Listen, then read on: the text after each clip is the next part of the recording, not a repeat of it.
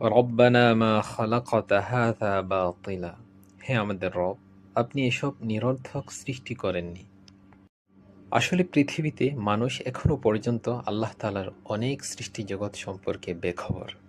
আবার অনেক জিনিস এমন আছে যেগুলোর হাকিকত এখনো মানুষের সামনে ইনকিশাফ বা আবিষ্কৃত হয়নি।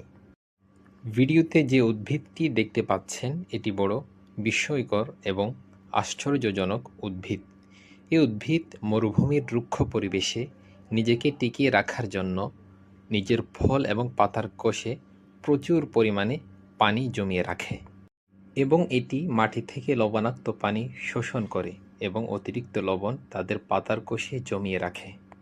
এ গাছের পাতা এবং ফলগুলো দেখতে আমাদের দেশের জাম্বুরা ফলের কোয়ার ভেতরে থাকা দানার মতো, একেবারে রসে ভরা।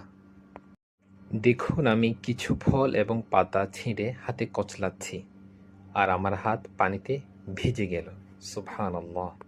অথচ গ্রীষ্মের তীব্র গরমে মরুভূমির সূর্য যখন আগুন ঝরায় আর বালিগুলো হয়ে ওঠে ক্ষয় ফোটা বালি, ঠিক সেই মুহূর্তেও যদি আপনি এ গাছের ফল কিংবা পাতা ছিঁড়ে হাতে কচলান, দেখবেন আপনার হাত পানিতে ভিজে গেছে।